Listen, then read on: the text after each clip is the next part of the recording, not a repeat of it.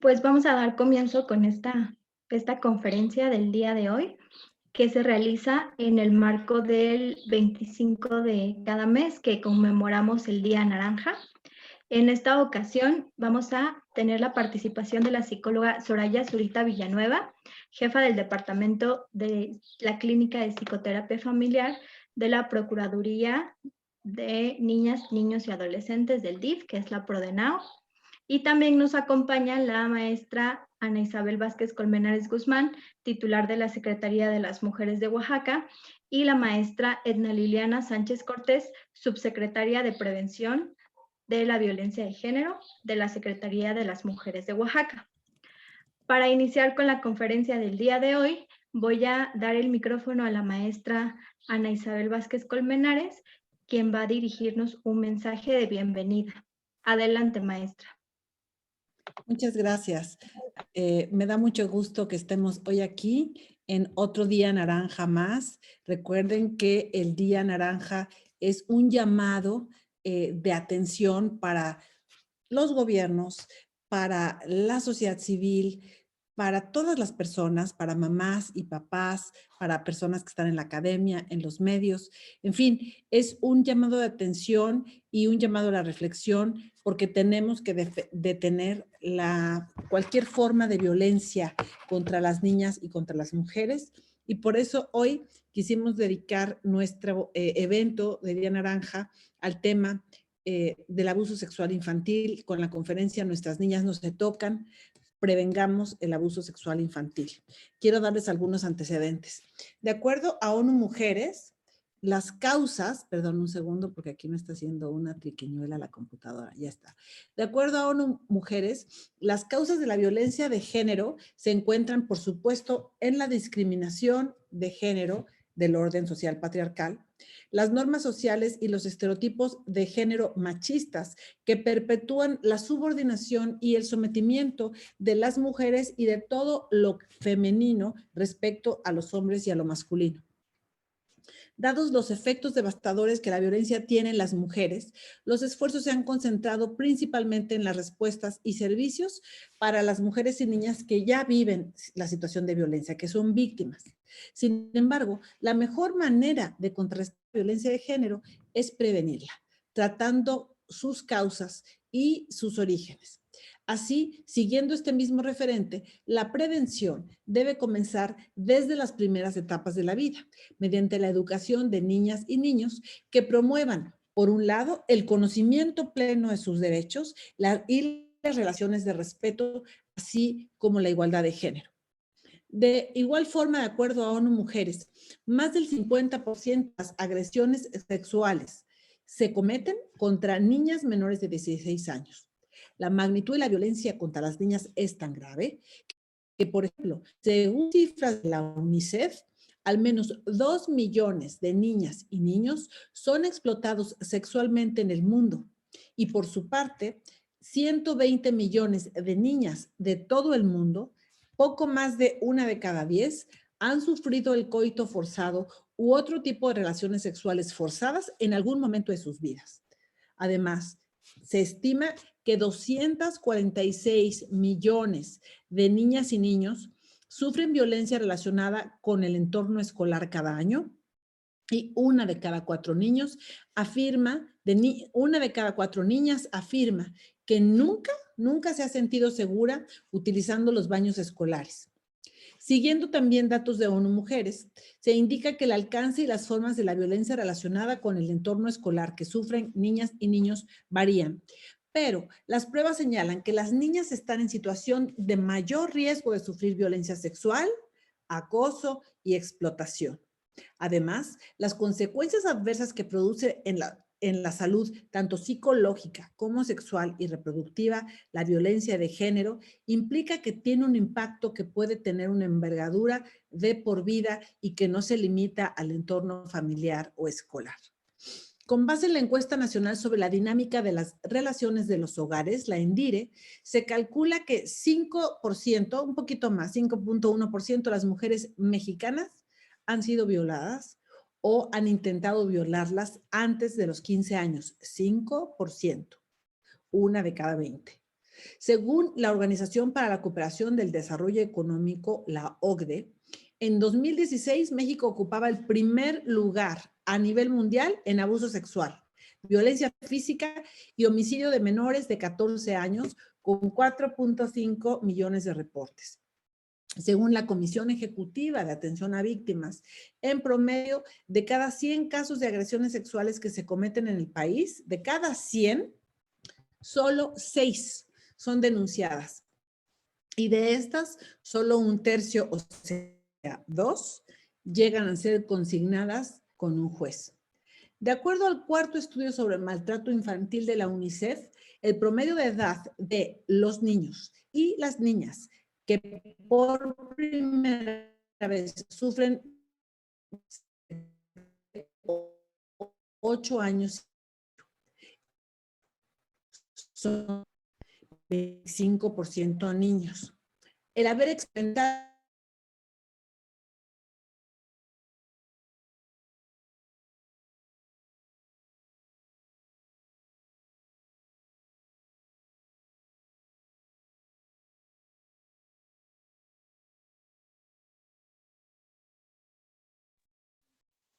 ¿qué pasó aquí? ¿Me dejé de oír? Sí, perdió conexión, maestra. Ay, ¿y en qué me habré quedado? En los datos de, después de la OCDE, en datos de UNICEF. Ok, bien. Gracias. Una disculpa aquí con la señal.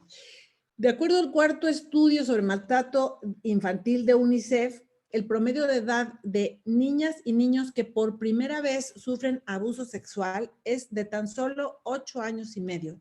Y el 75% de las víctimas infantiles son niñas. El haber experimentado un episodio de abuso, además, está relacionado con problemas psicológicos o psiquiátricos en la edad adulta si no se da un acompañamiento, un tratamiento que permita la traslaboración del elemento traumático y que implique además pues la sanción adecuada por parte del perpetrador. Uno de los factores de riesgo más relevante, tanto para el abuso como para el maltrato, es la presencia de violencia entre los padres. Es decir, la violencia familiar es uno de los factores de riesgo que detona más fácilmente situaciones de abuso sexual infantil. Por eso les voy a dar estos datos que son brutales sobre las personas que cometen el abuso sexual infantil. El 75%, o sea, 3 de cada 4 personas que ejercen abuso sexual infantil son hombres, sea que lo ejercen sobre niñas o sobre niños. 3 de cada 4 de los perpetradores son hombres. El 88% son conocidos de niñas y niños. Es decir, no es un delito que suceda por personas desconocidas comúnmente, sino delitos que comúnmente suceden en ámbitos donde niñas y niños están con personas conocidas, como su casa o su escuela o la casa de algún familiar o amistad o vecino. El 50%, es decir, la mitad, son familiares de estas niñas y niños que son abusados. Y de los familiares, casi 20% son tíos, casi 10% sus primos mayores, 7% padrastros y 4% hermanos. De las personas que no son familiares, el 11.5 son amigos de la familia, es decir, lo digo entre comillas porque qué clase de amistades van a abusar de tu hija o hijo. El 6.2% pertenece a alguien que no conocía, que la víctima no conocía, pero sí lo había visto, aunque digamos no era familiar, no estaba familiarizado con la persona. 5.3 corresponde a un vecino o vecina. La edad promedio de la persona que ejerce abuso sexual es de 30 años. La edad promedio de las víctimas, como decía, es a partir de los 8 años, donde aumenta. Así, frecuentemente el abuso sexual infantil ocurre en el ámbito doméstico o en otros espacios cercanos, como decíamos, como puede ser la escuela, las casas de familiares, de vecinos, lugares donde supuestamente niñas y niños deben estar seguros y resguardados. Además, este problema está tan estigmatizado socialmente que con frecuencia se revictimiza a la víctima. se les pide que guarden silencio, se les pide que participen en el contubernio de no denunciar al perpetrador e inclusive se les culpa a veces de haberlo provocado. Las mujeres tienen mayor riesgo de experimentar abuso sexual infantil que los hombres, ya lo dijimos, 75% de las víctimas son niñas. Y además, pues es cometido por una persona cercana a ellas. A veces inclusive por personas que estas niñas y también que estos niños aman, personas con las que tienen vínculos afectivos muy fuertes, lo cual genera un conflicto muy importante en estas chiquitas y chiquitos. Es importante además mencionar, para que entendamos la complejidad del problema, que no todos los abusos suceden con violencia. Porque si hay violencia es más fácil identificar que uno es víctima de violencia. Pero una buena parte de ellos, sobre todo cuando no hay violación, sucede por medio de la persuasión y se aprovechan de la curiosidad natural de las niñas y los niños. En ocasiones inclusive, las niñas y niños participan voluntariamente en estos eventos que solo a veces hasta muchos años después salen a la luz pública y son además concebidos y entendidos como un evento de abuso sexual. Con los datos antes mencionados, entonces, podemos darnos cuenta de que lo común que es el abuso sexual infantil, lo grave que es, que la mayoría de las personas, además, que se presentan a denunciar, que ya vimos que son muy pocas, son muchas veces, lamentablemente, víctimas de personal que en las ventanillas del sistema de justicia que no están preparados adecuadamente para atender a víctimas de esta situación. Muchas veces son culpabilizados y revictimizados, cuestionados sobre la veracidad de su historia. Existe un prejuicio muy grande para la persona que es atacada sexualmente y más cuando se trata de niñas y niños. Muchas veces su dicho es desestimado por frases como, es que no saben lo que dicen, porque en ocasiones es tan doloroso para la persona adulta, por ejemplo, no sé, la mamá, de saber que su hija o su hijo está siendo abusado por otra persona con la que ella tiene una relación afectiva, que como que la primera acción muchas veces es meter las cosas bajo el tapete y tratar de no tener que lidiar con ese dolor. Y entonces revictimizan a las niñas y a los niños por lo difícil que es manejarlo. Considerando que la mayoría de los perpetradores son familiares y conocidos, enseñar a niñas y niños, por un lado, teniendo una educación sexual integral en sexualidad es muy importante. Conocer sus propios derechos es una manera de protegerles. Entonces, lejos de lo que se ha dicho ahora, por ejemplo, que hay esta discusión de los PIN parentales, de que proporcionarles información a niñas y niños va a hacer que inicien su vida sexual de una manera más precoz. Esto es falso. Esto no es cierto, al revés, si les proporcionamos la información adecuada en el contexto y con el lenguaje adecuado para su edad, les estamos protegiendo. Hablarles de sus derechos, hablar de su cuerpo, hablar de que tienen derecho a la privacidad, ¿no? Es muy importante que les enseñemos los principios básicos de la Convención de los Derechos de la Niña y del Niño, que nos dice, por ejemplo, que niñas, niños y adolescentes tienen derecho a, 1, el respeto a su integridad física y a la ausencia de cualquier violencia, coacción o abuso. Tienen, por ejemplo, derecho a conocer la diferencia entre sexualidad y reproducción. Tienen derecho a contar con información oportuna, veraz y completa para que más adelante puedan disfrutar de una vida sexual placentera, sin riesgo, libre, responsable. Y tienen derecho a la expresión de su sexualidad, entre muchos otros derechos. Así también tienen derecho a contar con servicios educativos e información para que en un futuro puedan garantizar su autonomía reproductiva. De modo que la conferencia de hoy es parte de los esfuerzos de la Secretaría de las Mujeres de Oaxaca y le agradecemos mucho a Cecipina que podamos participar en esta conferencia que nos va a dar la licenciada Soraya Zurita, jefa del Departamento de Psicoterapia Familiar de la Prodenau. También le agradecemos muchísimo a la procuradora Susana Pérez Guerrero, con quien siempre estamos haciendo trabajo en equipo y coordinación. Y bueno, te regreso los micrófonos, mi querida Danelli. Muchísimas gracias a todas las personas que se han conectado en este Día Naranja. Pongamos alto a la violencia de género contra las niñas y las mujeres. Gracias.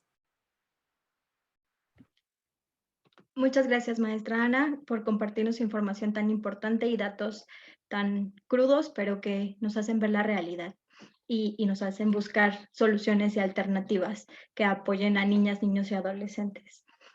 Para seguir con el orden del día, la maestra Edna Liliana Sánchez Cortés nos dará también un mensaje y posteriormente presentaría yo a la ponente del día de hoy, a la ponente invitada, para iniciar con la conferencia.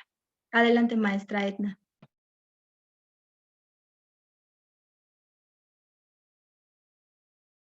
Hola, buenas tardes. Sean todas y todos bienvenidos a esta actividad que hemos organizado desde la Secretaría de las Mujeres de Oaxaca con motivo del Día Naranja.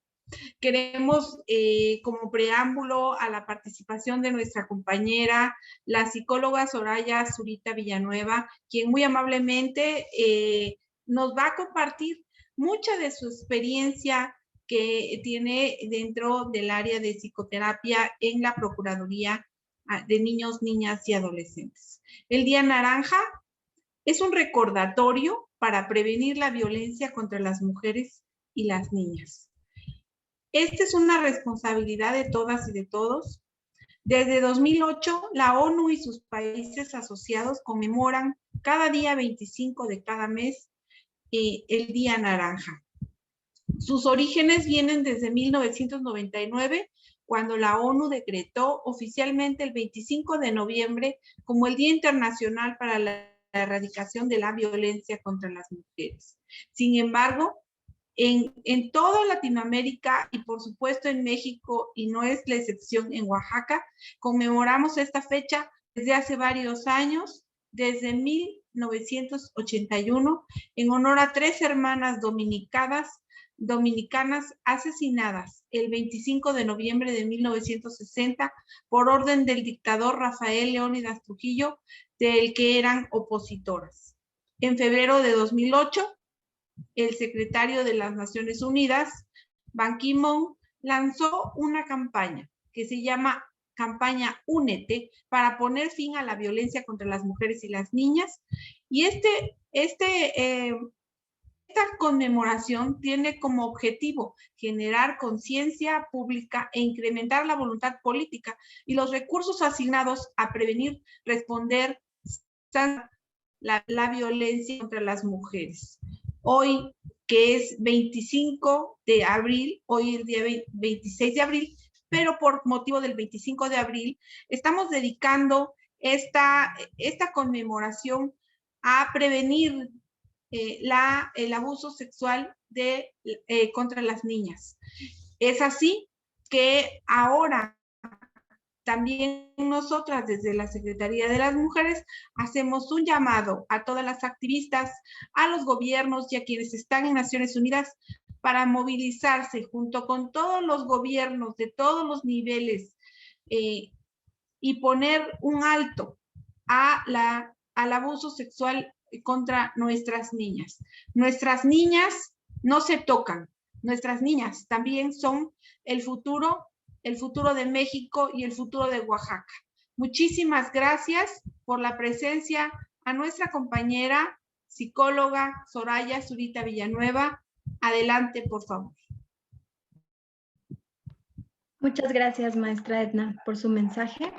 Antes de iniciar con la conferencia, me permito leer una breve reseña curricular de la ponente que nos acompaña el día de hoy, la psicóloga Soraya Zurita Villanueva.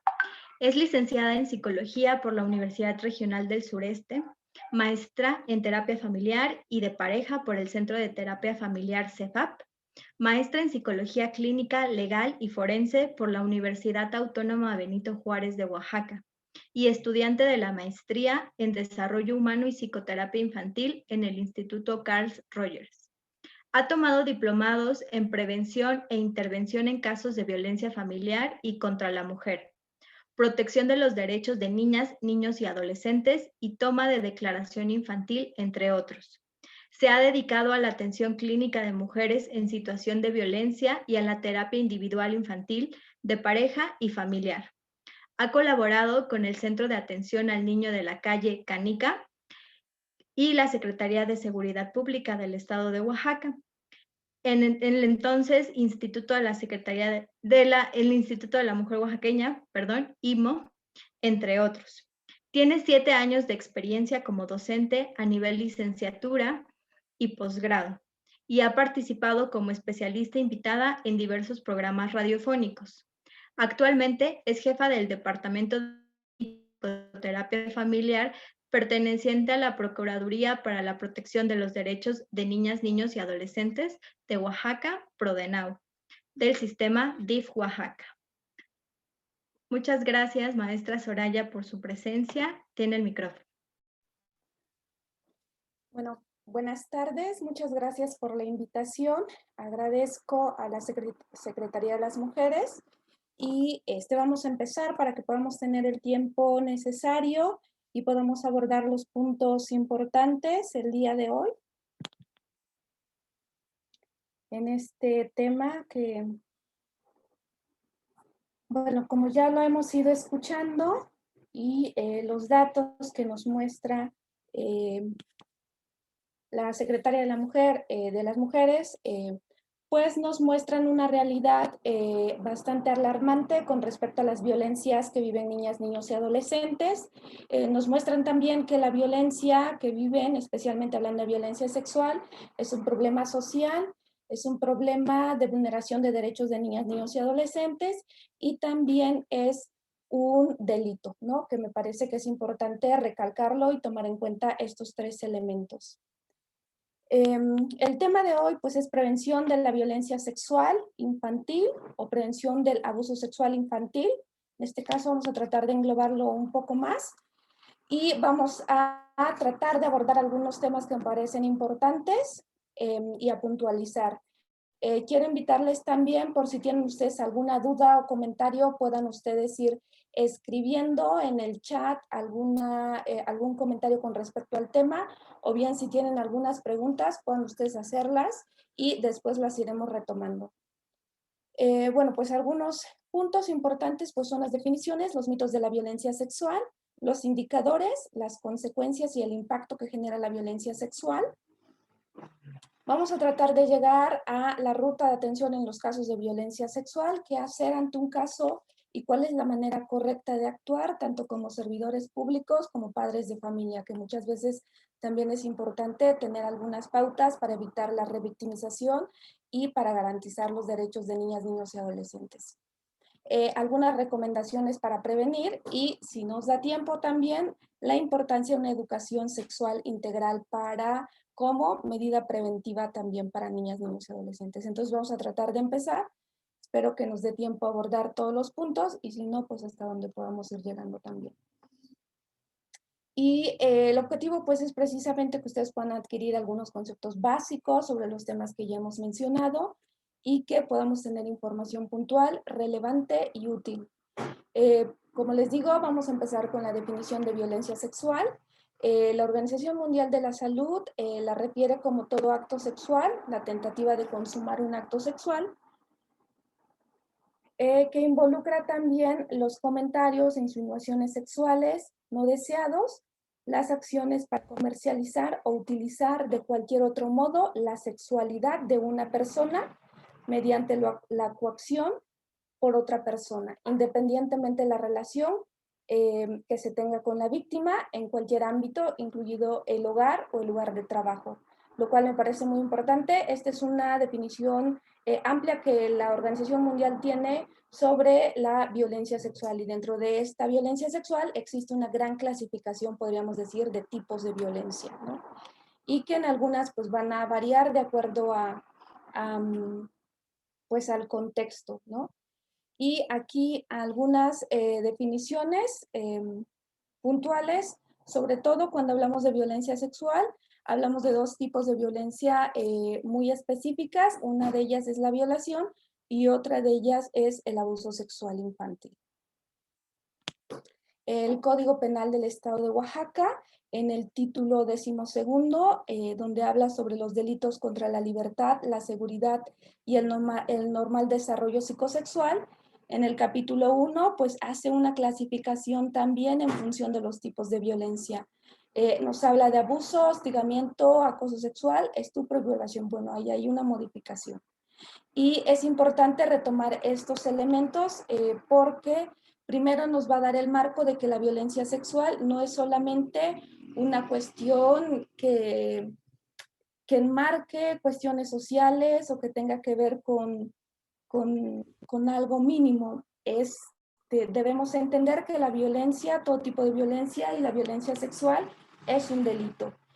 Muchas veces se considera que porque las niñas, niños y adolescentes no van a hablar, y especialmente las niñas, no van a hablar cuando alguien comete un acto de violencia sexual, pues generalmente lo que pasa es que se tiende a disminuir o a minimizar, es decir, el niño o la niña no va a hablar, no va a decir nada, por lo tanto hay que esconderlo, hay que minimizarlo. Sin darnos cuenta que lo que está sucediendo es un acto violatorio, es un delito. Y son aspectos que tenemos que tener en cuenta todos como sociedad, ¿no? Y que muchas veces a las personas se les escapa y no quieren denunciar o no quieren tomar una vía precisamente para la restitución de los derechos de niñas, niños y adolescentes y para que la violencia pare en un momento dado. En el artículo 241, hablando específicamente del delito de abuso sexual, hace referencia a que comete el delito quien sin consentimiento de una persona ejecute en ella o la haga ejecutar un acto sexual que no sea la cópula, es decir, que no sea específicamente una relación coital, y que la obligue a observar cualquier acto sexual aún a través de medios electrónicos, ¿no? Es decir, que por ejemplo el niño esté viendo a lo mejor o que un adulto lo ponga a ver una película pornográfica, que lo ponga a ver imágenes que no son apropiadas para su etapa de desarrollo, es un acto de abuso sexual. Y en la actualidad todo lo que sucede con redes sociales también, no hay que minimizarlo porque también a través de las redes o a través de medios electrónicos pues se pueden cometer actos de violencia sexual. Con respecto a la violación, que muchas veces se tienden a confundir estos dos términos, es importante clarificar que el código hace referencia a esta definición, al que por medio de la violencia física o moral tenga cópula con una persona sin voluntad de esta, sea cual fuera su sexo, se le impondrá, y bueno, viene ahí la sanción que lleva. La finalidad no es puntualizar los artículos o entrar a una situación legal. Lo único que yo quiero que vean es que hay una referencia, un marco teórico que tiene que ver con las leyes que nos mencionan que la violencia sexual que viven las niñas es un delito, lo cual es muy importante tomarlo en cuenta. Ahorita vamos a puntualizar en estos puntos y vamos a irlos describiendo con respecto a las situaciones que viven niñas, niños y adolescentes. Haciendo referencia a la violencia sexual, es importante identificar que existen tres características principales cuando alguien comete un acto de violencia sexual con una niña. Uno, que hay una asimetría de poder, hay una asimetría de conocimientos y hay una asimetría de gratificación. ¿A qué nos referimos con esto? A que quien comete una situación de violencia sexual es quien se coloca por encima de la persona, podríamos decir, hablando como de estas relaciones de poder. Es quien tiene más conocimientos sobre la sexualidad y lo que hace es introducir a una niña a un mundo de la sexualidad que no es apropiado para su etapa de desarrollo, aparte de todas las afectaciones que conlleva. Lo segundo es que la persona que comete el acto también solamente busca su propia gratificación y satisfacción sexual, lo cual pues genera pues mayor malestar y nos indican también una situación completamente de abuso y que es algo que tiene que quedar claro. Quien comete un acto de violencia sexual está cometiendo un abuso de poder con un niño o una niña, está cometiendo una asimetría de conocimientos y solamente está buscando su gratificación. Sobre todo este punto es muy importante porque muchas veces socialmente tendemos a escuchar frases como es que la niña quería o es que el adolescente quería, y esto es completamente erróneo. La persona que está cometiendo el acto está buscando solamente su satisfacción. Es importante también mencionar que todos los actos de violencia sexual se dan en diferentes contextos. Como ya se mencionó hace algunos momentos con estas cifras estadísticas, pues tenemos actos de violencia que se cometen en el ámbito familiar, actos de violencia que se cometen en la escuela, en el contexto social también, y que son escenarios donde el niño o la niña pues está, donde vive, son escenarios donde está cerca, es donde interacciona. No es que un niño o una niña esté caminando por la calle y lo abusaron. Sucede muy poco eso. Generalmente sucede en contextos donde el niño o la niña está más presente. ¿Cuáles son estos contextos? La escuela y el hogar, la familia. Por lo tanto, es importante también tener esta referencia. El siguiente punto tiene que ver con los mitos sobre la violencia sexual que viven niñas, niños y adolescentes. Podemos llegar a escuchar un sinfín de comentarios sobre la violencia sexual y es importante como primer punto desmitificar, saber qué sí es violencia y cómo en algunos momentos la idea que podemos llegar a tener o a descalificar en un momento dado una situación y decir no es violencia en realidad, pues tiene ese matiz o sí es un acto de violencia. ¿Qué es un mito? Es una creencia falsa acerca de un tema. Entonces vamos a analizar algunos. El primero de ellos dice, la violencia sexual infantil es un hecho poco frecuente, solo los casos que aparecen en las noticias, y esto es completamente erróneo. Hoy en día sabemos que la violencia pues es mucho más frecuente en niños y niñas, al menos en algunos datos también con respecto a la OCDE y con respecto a UNICEF nos mencionan que 1 de cada 5 niños y niñas vive una situación de violencia sexual. Y de estos casos de niñas y niños, generalmente más niñas viven situaciones de violencia sexual. El siguiente punto nos menciona que la violencia sexual infantil consiste en hombres mayores que abusan de niñas pequeñas. Y este dato es completamente erróneo. Tanto niñas como niños pueden vivir situaciones de violencia sexual. Y no porque un niño en un momento dado también esté refiriendo una situación de violencia sexual, no le vamos a creer. Claro que es mucho más frecuente también, como yo lo digo, en niñas. El siguiente punto nos dice, la violencia sexual infantil deja unas marcas tan evidentes que cualquier persona las identifica rápidamente. Este es un mito también completamente falso. Ahorita vamos a ver cómo se da la secuencia de la violencia y vamos a identificar que muchas veces quien comete el acto pues no va directamente a dejar una marca, sino que se vale de una serie de estrategias que tienen que ver con el chantaje para en un momento dado seducir al niño o la niña para ejercer un acto de violencia sexual. El dato más importante que vamos a tener con respecto a la violencia sexual es que la niña o el niño lo mencione. Si un niño o una niña nos está mencionando que vive violencia sexual, ese es el dato más importante, el indicador más importante. Por lo tanto, no siempre vamos a ver marcas en el cuerpo haciendo referencia a la violencia sexual. El otro punto tiene que ver con quienes abusan sexualmente de niños y niñas y adolescentes son gente extraña, personas raras que inspiran desconfianza y que abusan por la fuerza. Este es un mito completamente erróneo también.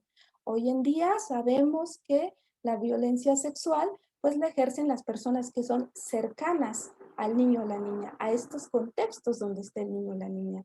En ocasiones podemos tener esta idea de que si vemos a alguien caminando y que está desaliñado y que tiene ciertas características a las que nosotros podemos pensar que es una persona que ejerce violencia, decimos esa persona ejerció la violencia o puede ser que ejerza violencia, cuando en realidad son personas cercanas. Y esto hace muchas veces para los adultos más difícil que puedan creer al niño o a la niña, porque incluso Dicen cómo el papá, cómo el tío, el abuelo, la persona cercana en quien yo confío.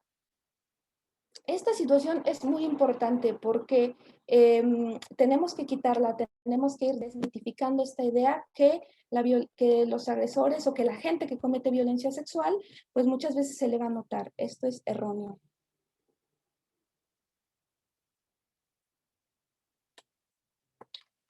Este otro mito, si no hay violencia física, entonces no hay abuso sexual, porque el niño, la niña o adolescente consiente. Hasta la fecha, es sorprendente de verdad que escuchemos esto. Hay actos donde, por las mismas características que tienen las situaciones de violencia y el mismo chantaje que ocurre alrededor, pues los niños y las niñas confían en las personas, ¿no? Si alguien le dice a un niño o una niña, ven, te voy a regalar un dulce, muy probablemente ese niño confíe. Y confía por muchas cosas. Una, por las características del desarrollo. A nivel de desarrollo es un niño que tiene un pensamiento concreto, es decir, que no es capaz, a diferencia de los adultos, de hacer un análisis más complejo sobre la situación. Por lo tanto, él tiende a ceder en muchas cosas, ¿no? Y esto no implica que él sea responsable de la violencia o ella sea responsable de la violencia. La violencia siempre va a ser responsabilidad de quien la ejerce, ¿no? Si en este caso fue el tío, el abuelo, el primo, siempre, siempre el responsable de la violencia es quien la ejerce. Ese es un punto muy importante.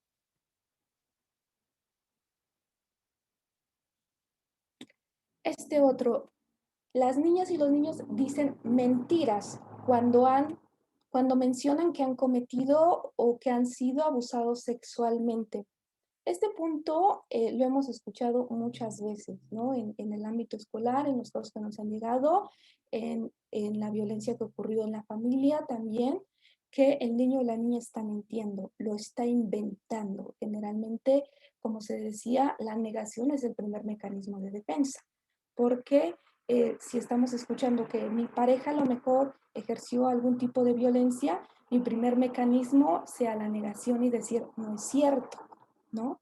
Porque quizás es una persona en la que hemos depositado confianza, porque hay un vínculo, por muchas cosas, pero siempre es importante creerles a las niñas y los niños.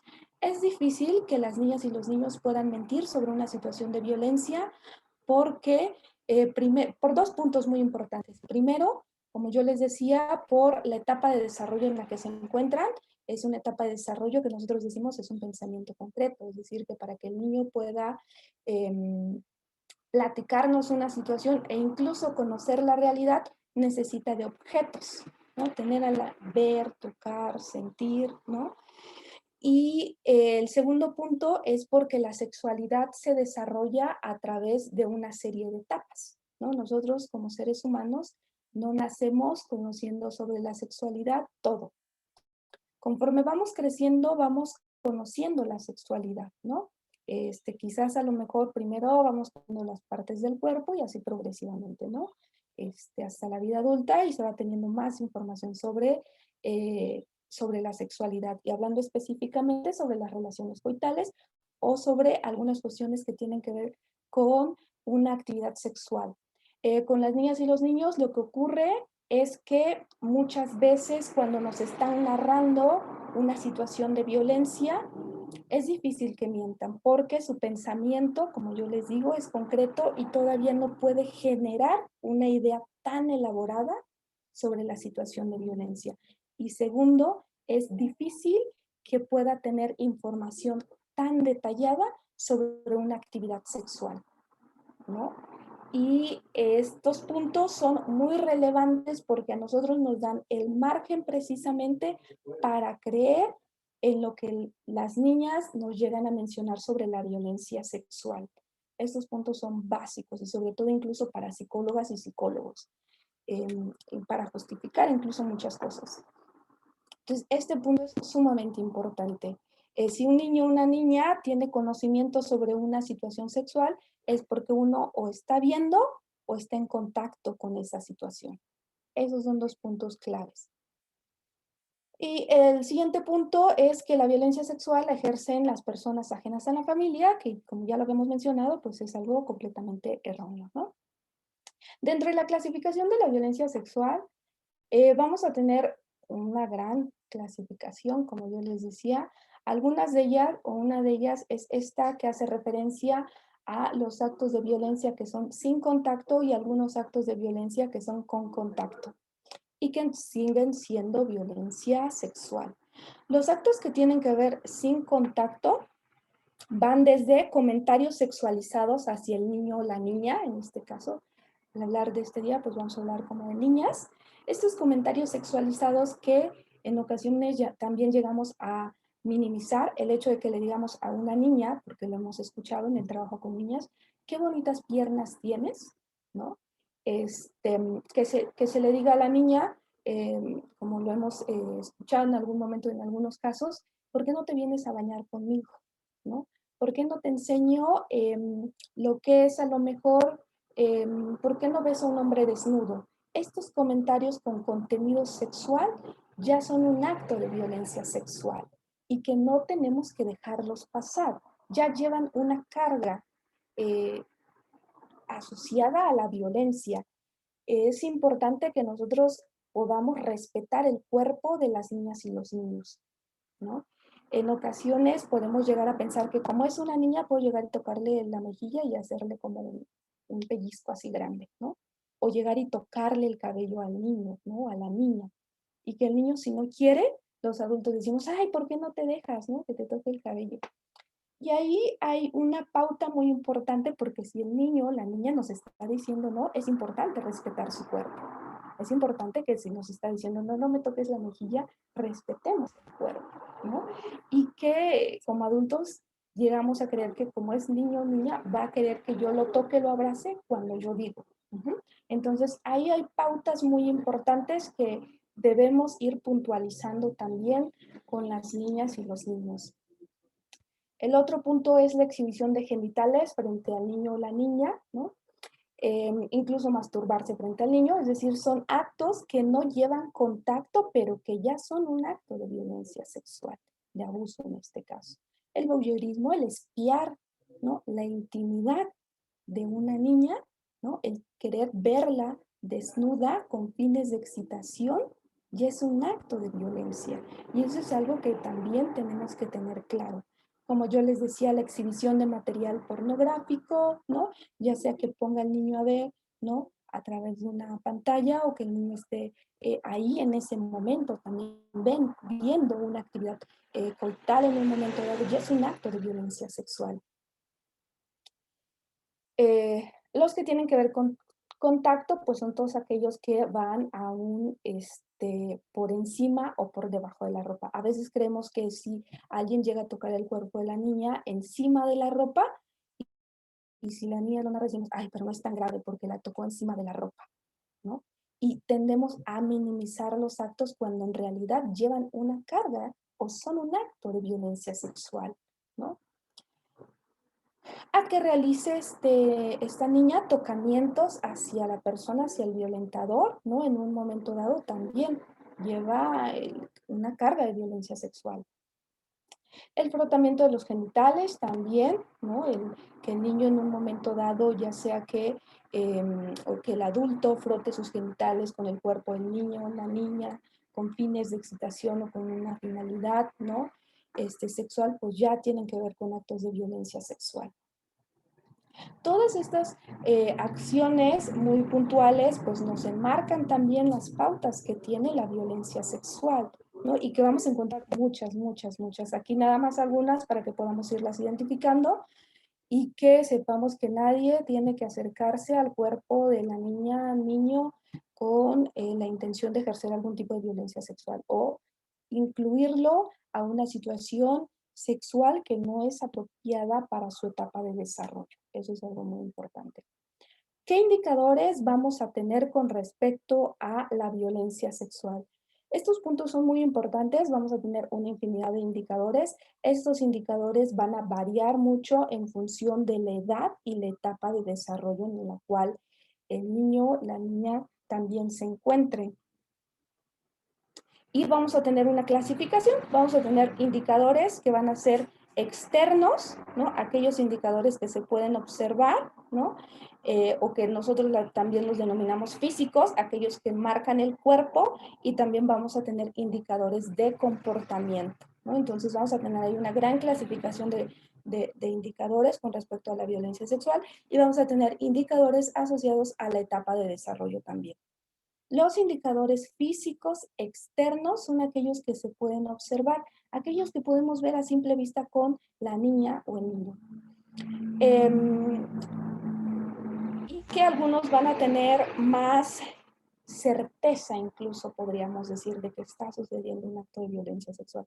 Y que como papás, mamás o servidores públicos, si estamos escuchando una situación de este tipo o estamos viendo, tenemos que tener las antenitas bien puestas y creer lo que estamos viendo y accionar. Ese es otro punto también importante. Dentro de los externos vamos a tener, en el caso de la ropa, pues ropa interior rasgada con sangre, semen o fluidos. Estos indicadores son indicadores, podríamos decir, relevantes, son indicadores donde tenemos que accionar y tenemos que generar una acción con respecto al niño o la niña.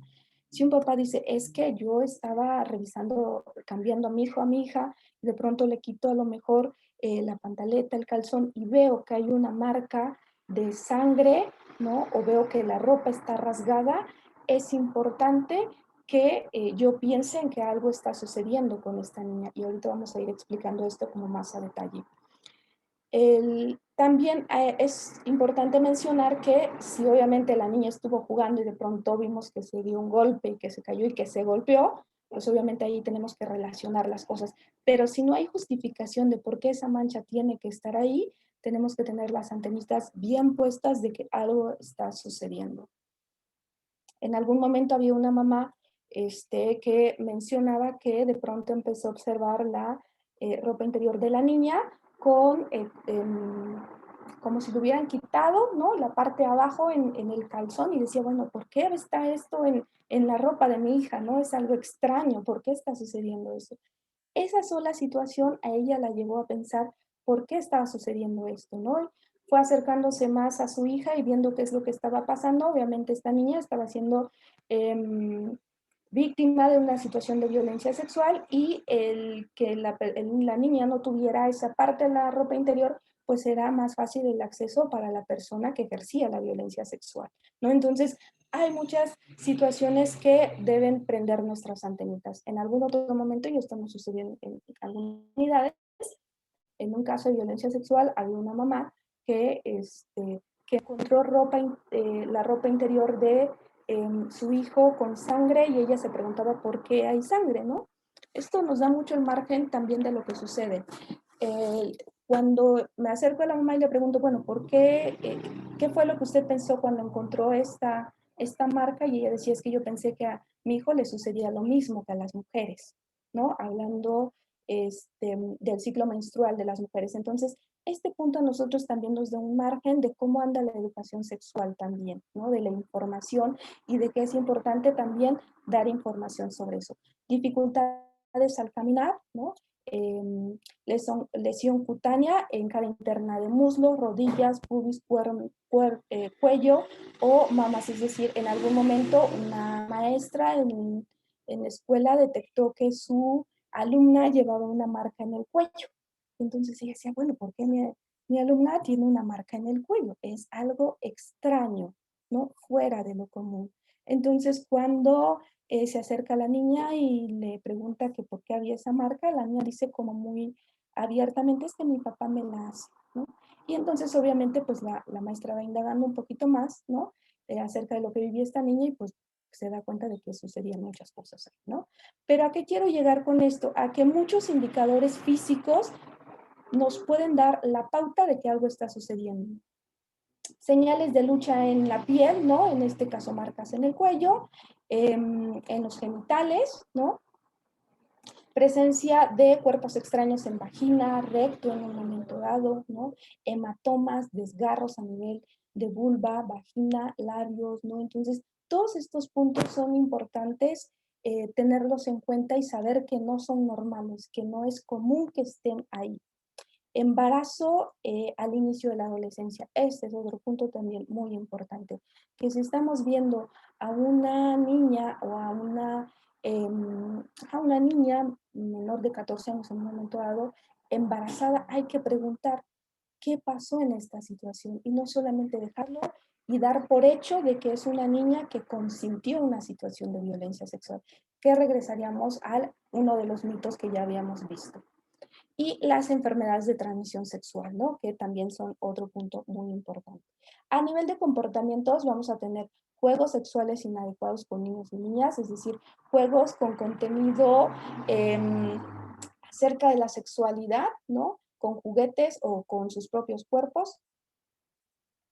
Y vamos a tener también conductas regresivas, es decir, que en algún momento niñas y niñas que ya controlaban esfínteres, ya sabían ir al baño solos, ¿no? Hacer pipí, popó, y de pronto regresan, terrores nocturnos, dificultades en sueños, ideación suicida, este está más presente en adolescentes, sentimientos de tristeza, es un niño que ha dejado o niña que ha dejado de jugar, que ha dejado de estar participativo, todos estos elementos combinados, porque a veces no solamente se dan unos, están muy combinados o a veces solamente aparecen los de comportamiento y no hay presencia de los físicos. Entonces, estos se van a ir combinando para que en un momento dado pues tengamos información de las situaciones de violencia sexual. Aquí están las conductas más frecuentes por etapa escolar, ¿no? Lo que sucede con preescolares, escolares y adolescentes. Por ejemplo, en adolescentes, a diferencia de los niños más pequeños, vamos a tener más fugas del hogar, consumo de sustancias, alcohol, drogas, ideación suicida, intentos suicidas,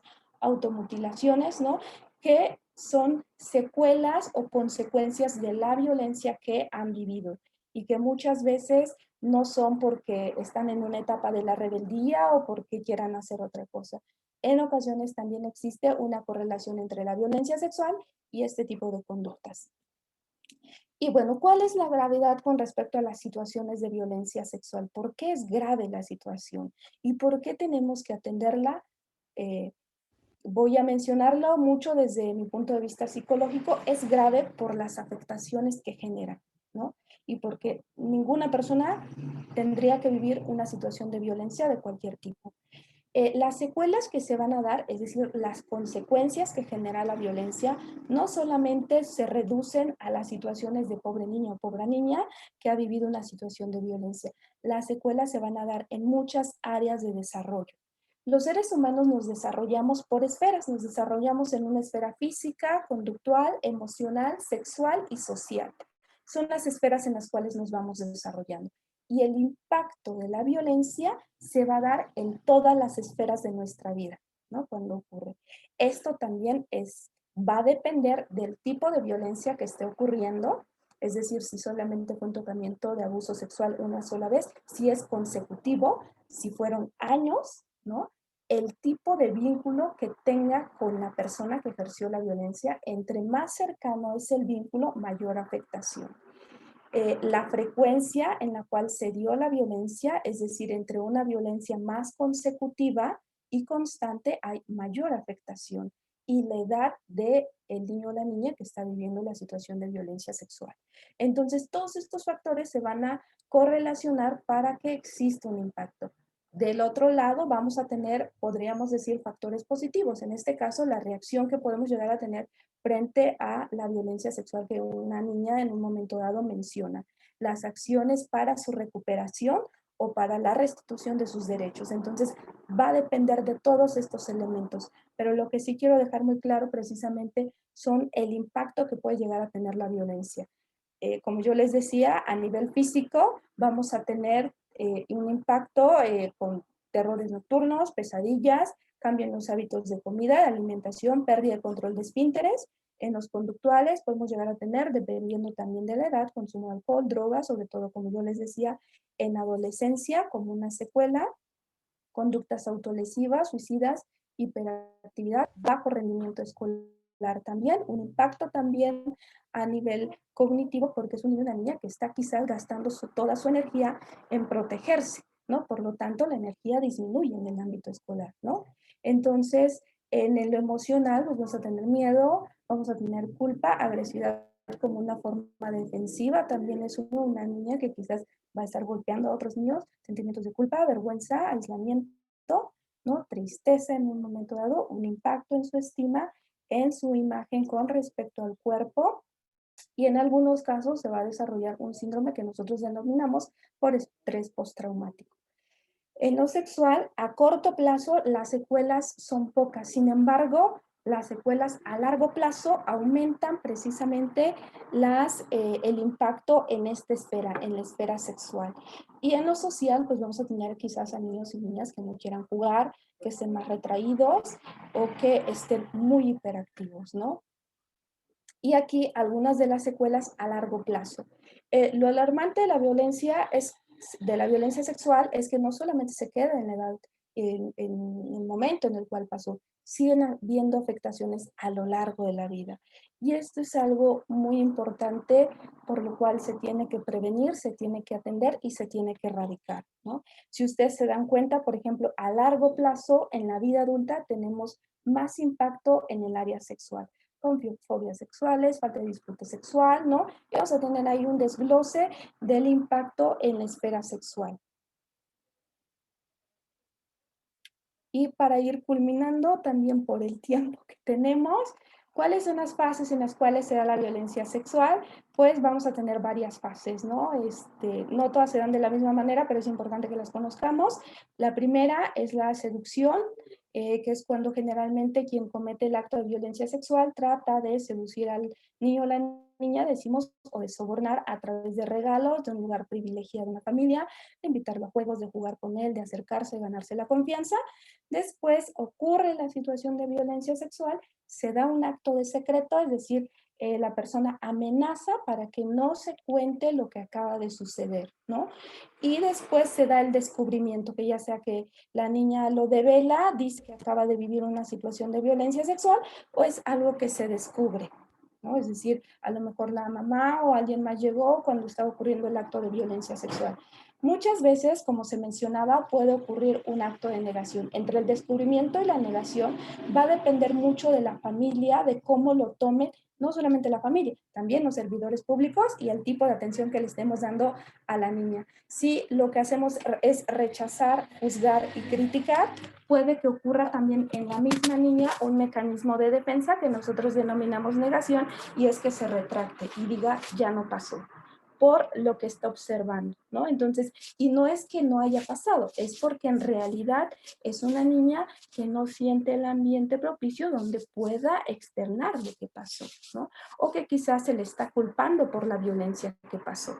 Entonces, de eso va a depender también la reacción de la niña, como ustedes pueden identificar.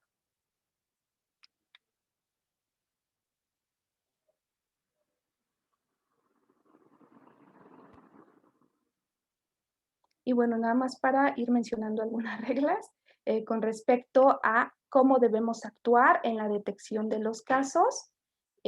Aquí hay algo que nosotros denominamos reglas para el acompañamiento para niñas, niños y adolescentes, en este caso niñas.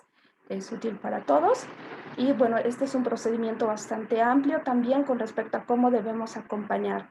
Y bueno, algunos de los principios, nada más para mencionarlos, es no redireccionar, no hacer preguntas hostigando al niño o la niña, no tratar de sancionarlo por lo que acaba de decir, ¿no?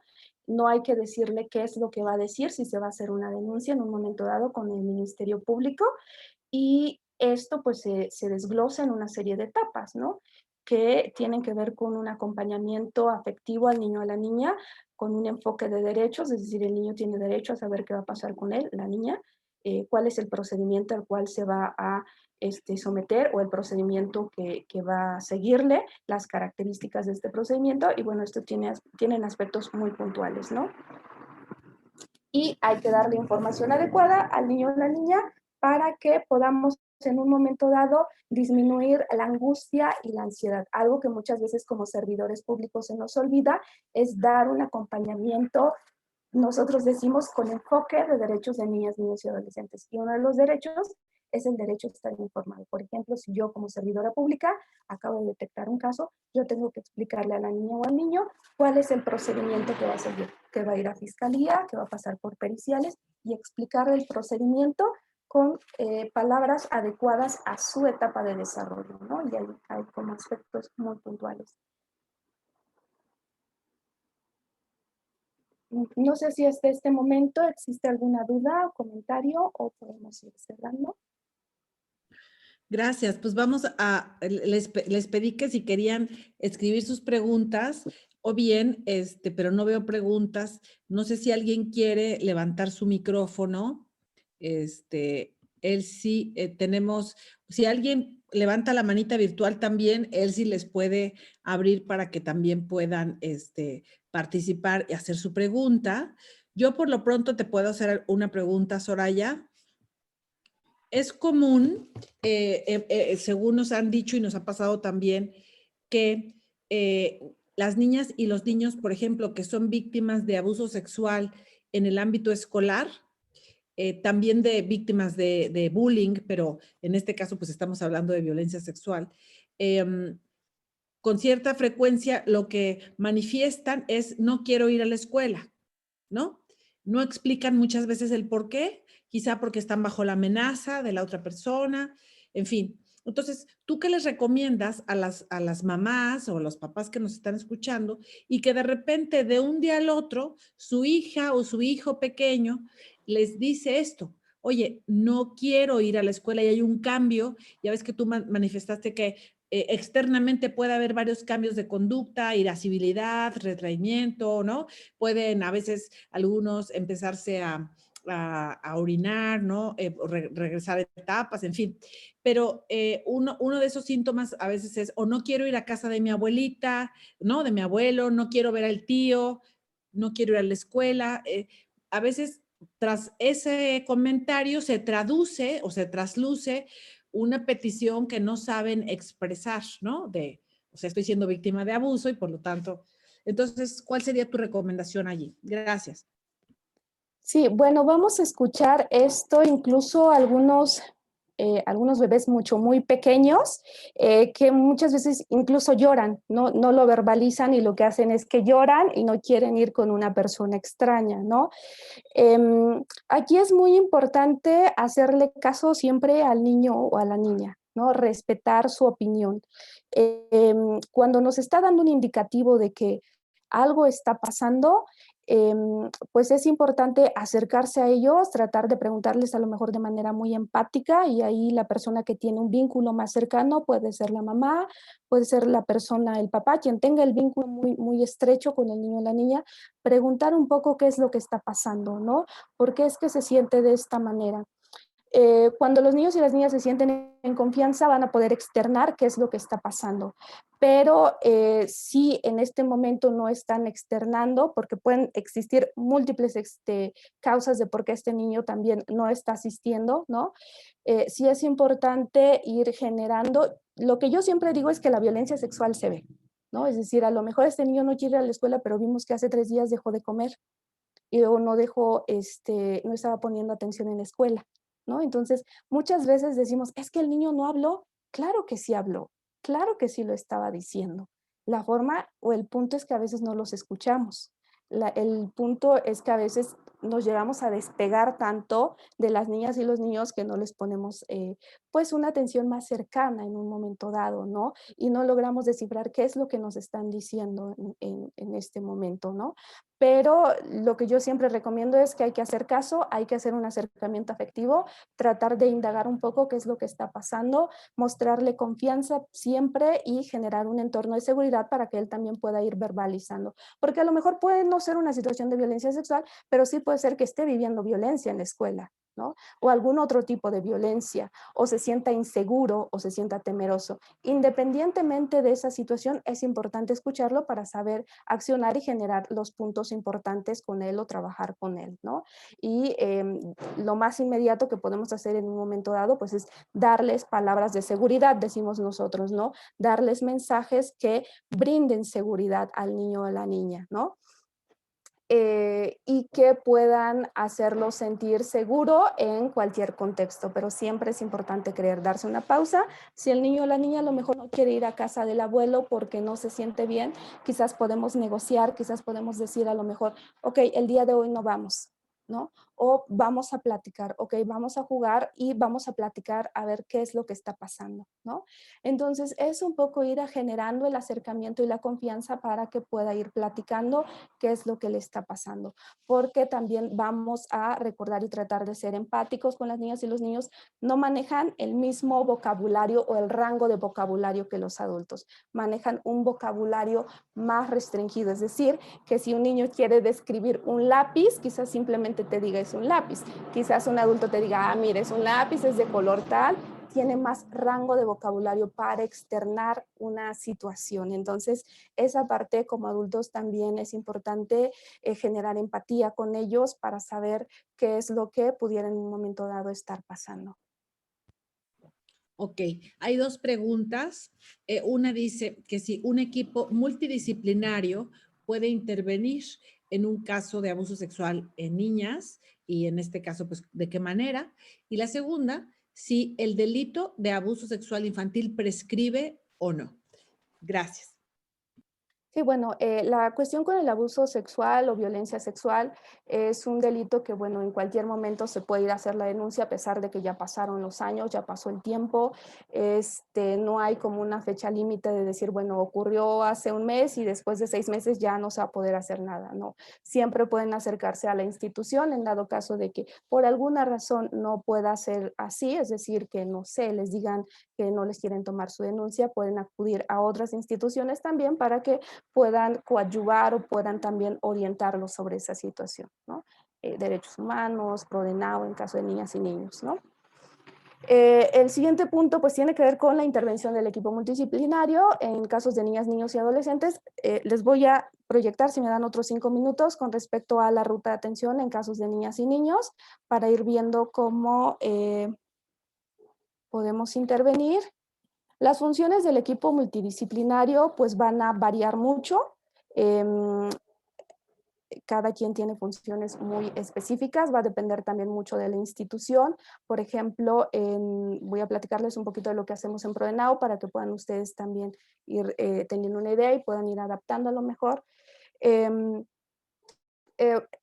Procuraduría de Protección, por ejemplo, la psicóloga es la encargada de hacer la entrevista con el niño o la niña. Hay un formato de entrevista para que no pueda en un momento dado revictimizar, porque hay que cuidar mucho el tipo de preguntas que vamos a hacer a la niña y el niño. Lo otro también es que nosotros somos como en estas carreras de relevos, pasamos el relevo a fiscalía. Por lo tanto, tenemos que saber que el relato que nos está mencionando una niña es una prueba y que también tenemos que cuidarla y no contaminarla.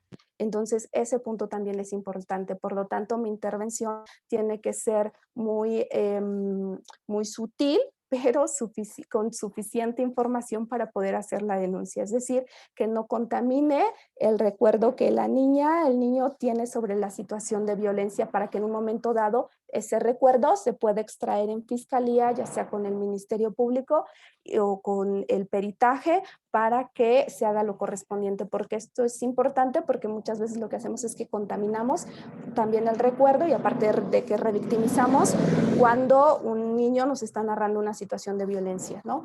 Y ese es un punto. El abogado pues es quien hace el procedimiento legal, quien acompaña para poder hacer en este caso la denuncia, se da un acompañamiento integral al niño, el abogado va la psicóloga. Otro punto que también es importante si vamos a hacer primer contacto con niñas y niños, es adecuar el procedimiento para la niña en un momento dado.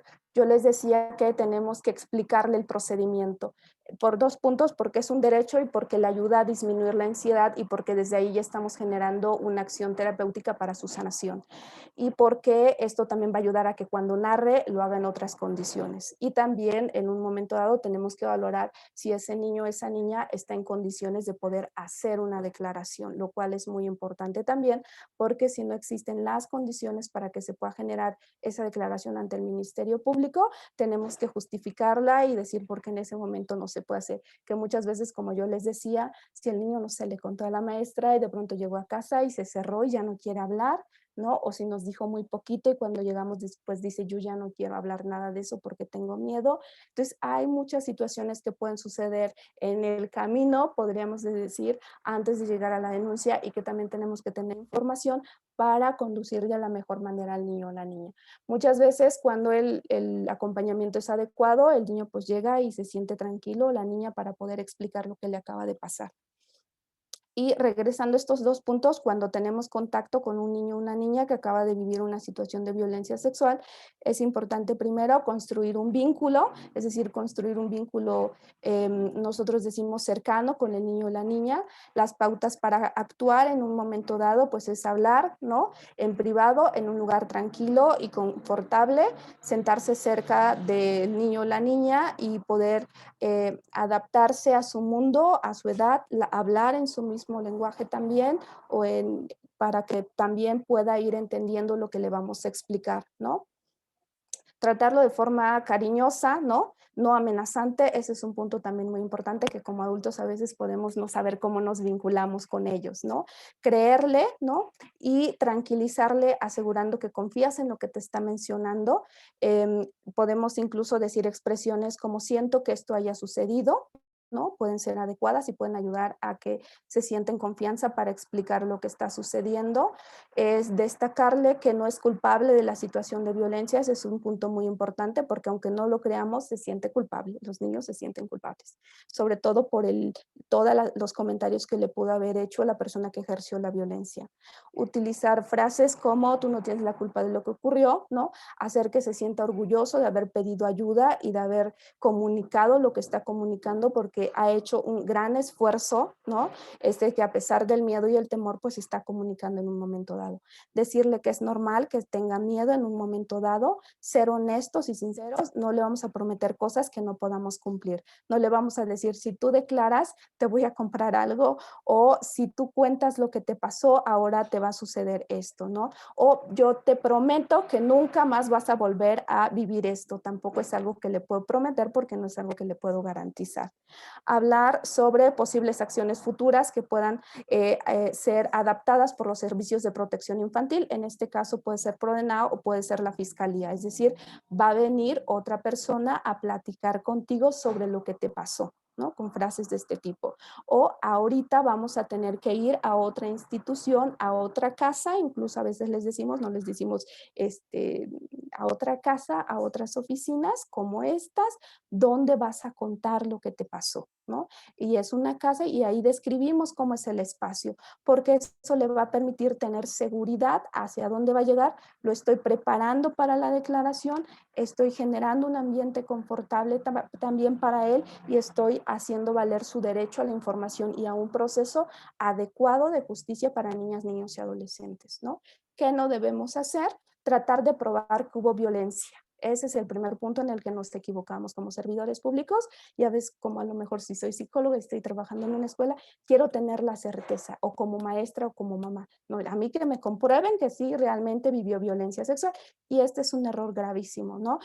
Porque en el Ministerio Público hay un área de peritajes especializado para hacer en un momento dado la pericial correspondiente. Yo soy, como yo digo, una institución que va a brindar el acompañamiento y lo voy a hacer como este intercambio, este relevo para que la otra institución continúe. No necesito probar, es importante saber que con la simple sospecha yo puedo dar parte al Ministerio Público. Hacer juicios, ¿no? Entrometerme en situaciones familiares, también preguntar detalles sobre el incidente. Muchas veces como queremos saber qué fue lo que le pasó, a ver, dime, ¿en qué posición? ¿Cuántas veces? No preguntemos eso porque llegando al Ministerio Público va a participar en otra diligencia o va a poner su declaración, ¿no? No presionarlo, no sugerirle respuestas también. Vas a decir que fue tal. Hay que evitar algunas frases que son frases revictimizantes. No te habrás confundido, no estarás fantaseando. ¿Y tú qué fue lo que hiciste? ¿Y no pudiste pedir ayuda? ¿Por qué no hiciste algo para defenderte? ¿Cómo dejaste que sucediera? Y que son frases que hemos ido recolectando de lo que también hemos ido escuchando, ¿no? Y que estas frases llevan una carga revictimizante y también de violencia, ¿no? Incluso en la situación familiar, ¿no? Entonces hay 3 puntos: creerles, mantener informado al niño o a la niña y evitar preguntarle o interrogarlo, ¿no? Y bueno, es importante saber que hay una triada en la intervención con niños y niñas, ¿no? Entonces son algunos puntos importantes que podemos en un momento dado ir realizando con las niñas y los niños y que nos van a dar una guía sobre cómo poder intervenir con ellos, ¿no? Hay como un punto más importante sobre los procedimientos, yo les digo que tienen que ser ajustados a la etapa de desarrollo y bueno, hay más información sobre eso, ¿no? Pero con respecto a la pregunta sobre el equipo multidisciplinario, la psicóloga, decimos, es quien hace el primer contacto, hace esta parte del acompañamiento, explica, se convierte en un acompañante del niño o la niña, explica al niño o la niña a qué procedimiento va a ser sometido, da a conocer sus derechos, lo mantenemos informado también, le explicamos qué es el sistema de justicia, le explicamos qué es un ministerio público, le explicamos qué es una denuncia y le explicamos todo el procedimiento con una técnica adecuada, ¿no? Con una serie de procedimientos adecuados para que el niño también pues esté informado y se valide su derecho a la información. Les digo, no necesitamos, si somos autoridades de primer contacto, tener la certeza, con la sospecha podemos nosotros accionar, ¿no? Muchas gracias, Soraya. Aquí hay otras preguntas. Por ejemplo, dice, ¿qué nos recomienda hacer para apoyar a la o el niño víctima si mamá o papá no quieren apoyarle?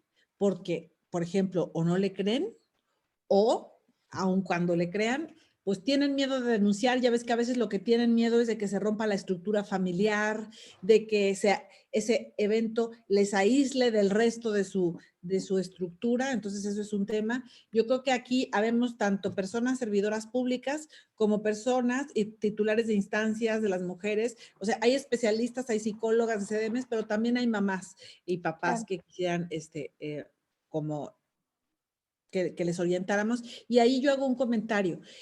Vivimos en una sociedad donde hay muchísima desinformación, o sea, hay muy poca educación integral en sexualidad. La verdad es que hay muchos prejuicios, hay mucha malinformación. Además es una sociedad pues hipererotizada, en fin, donde existe lamentablemente a veces una exposición muy temprana, muy precoz de las niñas y los niños en general, ¿no? En la televisión, en la calle, en los espectaculares, ¿no? Que ven, o sea, si tú pasas por Santa Lucía, ¿no? Del camino, pues ves ahí espectaculares de tables con cuerpos de mujeres y eso lo ve una niña o un niño de edades muy temprana. Entonces, por un lado tenemos como una exposición a una hipererotización. Por otro lado, tenemos familias donde normalmente no se habla de la sexualidad, sigue siendo en muchos casos un tema tabú. Entonces, yo me imagino que una de las cosas que sucede con frecuencia es que la reacción de la propia familia, en vez de ayudar a esa niña o ese niño que ya es víctima, lo complica, porque en efecto le incrementa la culpabilidad, le dice, qué barbaridad, te pasó esto, qué horror, ahora sí, ya nos van a dejar de hablar, ya nadie, ¿no? O sea, pueden igual transmitirle inconscientemente sus propios miedos, ¿no? A las niñas y a los niños. Entonces, ¿qué recomendaciones? Ya nos diste algunas que me parecen muy útiles, pero como dentro en el entorno inmediato familiar, ¿qué cosas sí de plano no hagamos para no, pues, revictimizar, para no poner a esa niña y a ese niño en un estado mayor de indefensión? Porque tocaste un tema muy importante hace rato, pero creo que valdría la pena explorarlo. Cuando dijiste, no le puedes asegurar que nunca te va a volver a pasar. Y de hecho, las estadísticas, los estudios nos dicen lamentablemente que una vez que una niña o un niño fue víctima de violencia sexual, la probabilidad de que vuelva a ser víctima de violencia sexual es más alta que la de un niño o niña que nunca ha sido víctima. Porque los predadores buscan evidentemente a víctimas que son más, pues más, tienen más indefensión, sea por su estructura familiar, sea por su personalidad, sea por distintas cosas. Entonces, bueno, quería yo tocar ese tema y después hay una pregunta de una persona que dice que su hija fue víctima, pero quiero dejarla para el siguiente momento para que le dediquemos todo el tiempo. Gracias. Entonces entiendo que la pregunta es que en el entorno familiar, ¿cómo podemos o qué acciones podemos realizar? Correcto, sí, en efecto nos enteráramos porque una niña o un niño está haciendo estas manifestaciones, ¿qué es lo que nunca hay que hacer para no complicar todavía más, para no poner la carga, la culpa, etcétera, y no revictimizar a esta niña o niño que sospechamos que puede ser víctima de violencia sexual? Sí, lo que no debemos hacer, y yo creo que es lo que generalmente escuchamos, lo que más hemos escuchado en los casos y que es así siempre sucede, es culpabilizarlo. Esa es como la primera acción que no tendríamos que hacer con niñas y niños, ¿no? El decirle, tú lo provocaste, y sucede más con las niñas, ¿no? Yo de verdad lo he escuchado muchas veces en el caso de niñas que las culpabilizan por la situación de violencia sexual, incluso en las mismas comunidades, ¿no? Ah, pero es porque ella salía con un short pequeño, aún siendo niña, ¿no? O es porque ella iba y platicaba con ese señor, ¿no? O ¿por qué tú no te defendiste? Entonces, esas son acciones o comentarios que en un momento dado lo que hacen es que hieren y, como yo les decía, cierran completamente a la niña para que en un momento dado pueda explicar, ¿no? Qué fue lo que le acaba de suceder. Otra cosa es también, y casi siempre lo escuchamos, es si tú hablas, tu papá se va a ir a la cárcel, o tu tío se va a ir a la cárcel, o tu abuelito se va a ir a la cárcel. Creo que es de las frases más violentas que muchas veces podemos escuchar, porque entonces el niño o la niña dice, pues no digo nada, o sea, qué terror que mi papá se vaya a la cárcel, ¿no? O que muchas veces el contexto familiar culpabiliza, ¿no? La familia extensa, la familia por parte del papá a lo mejor, o del agresor, ¿no? Del tío quien ejerció la violencia, y lo que hace es culpabilizar, ¿no? Por tu culpa que tu papá o tu tío se fue a la cárcel. Entonces, me parece que son de las acciones más graves. Y otra cosa también es estarlo interrogando a cada rato, ¿no? Hemos visto en algunos casos también que la niña dice, pues es que mi papá, había una niña que dejaba mensajes, dibujos a su mamá sobre la violencia sexual, y la mamá, cuando vio estos dibujos, le preguntó por qué eran estos dibujos, y la niña pues explica la situación de violencia sexual. A partir de eso transcurrió un mes en el cual se estuvo constantemente preguntando a la niña, ¿y cómo te hacía? ¿Y qué hacía? ¿Y dónde la hacía? Entonces, este tipo de comentarios es como si el cerebro constantemente estuviera repitiendo la situación de violencia, y es como un, yo digo, choque eléctrico, porque el cerebro pues descarga, ¿no? Ciertas sustancias que hacen que nuevamente estemos en alerta. Es decir, no es solamente las palabras, sino el impacto que también se genera en nuestro sistema interno, en nuestro sistema de alerta, y que en ese momento esa niña, pues la violencia no había parado, ¿no? Porque después continuó, se matizó en otro sentido, ¿no? Entonces, vamos a encontrar ahí una serie de situaciones. El otro punto, y voy a referirme un poco al ámbito escolar, es que si el niño o la niña nos está refiriendo violencia sexual, no lo revisemos, no le quitemos la ropa para revisarlo, ¿no? Esto es un acto que violenta a la niña, ¿no? Hemos tenido en algún momento algunos casos donde la maestra pues fue y le quitó la ropa a la niña para ver si realmente era cierto y ver si tenía marcas en el cuerpo sobre la violencia sexual. Entonces, hemos ido escuchando también una serie de situaciones, nosotros las llamamos, bueno, son también revictimizantes, ¿no? Que son situaciones de violencia que no paran y que son constantes, ¿no? Y que no son solamente del contexto familiar o escolar, incluso de a veces las instituciones también, ¿no? En el momento en el cual se dirigen. Entonces, es una violencia que continúa, ¿no? Que no para ahí en ese momento, ¿no? Entonces, me parece que son de las acciones básicas que no tendríamos que hacer, o guardar el secreto, ¿no? Entonces son de las cosas que no tendríamos que hacer. Hay varias preguntas relacionadas con, de nuevo, ¿qué se hace si la familia no quiere apoyar? Hay una directora de un DIF que dice es que nos ha tocado casos de papás el papá es el que está violando a la niña y la mamá no quiere denunciar. Puede ser porque depende económicamente de él, tiene codependencia, puede haber 80 razones, pero si no quieren denunciar, nosotras como servidoras y servidores públicos, ¿qué podemos hacer? Bien, bueno, en este caso es importante que sepan que, bueno, las niñas y los niños cuando están viviendo una situación de violencia, si los papás no quieren denunciar, ahora existe otra figura, ¿no? Que la fungen también las procuradurías de protección, ya sean procuradurías de protección, la Procuraduría de Protección Estatal o las municipales que entran como se convierten en estos representantes de niños y niñas ante situaciones de violencia y que independientemente de que la mamá o el papá no quiera denunciar, puede existir o la misma institución es quien se encarga de hacer que la violencia en un momento dado pues pare y hacer la denuncia ante el Ministerio Público. Si ustedes tienen conocimiento de un caso, por ahí les dejaron los teléfonos también de Procuraduría de Protección, es importante que ustedes puedan hacer su reporte, ¿no? Hay dos vías del reporte, ya sea que ustedes dejen ahí su nombre ahí completo, soy de la institución tal, hagan su correo electrónico ahorita o marquen para hacer una denuncia sobre una situación de violencia sexual.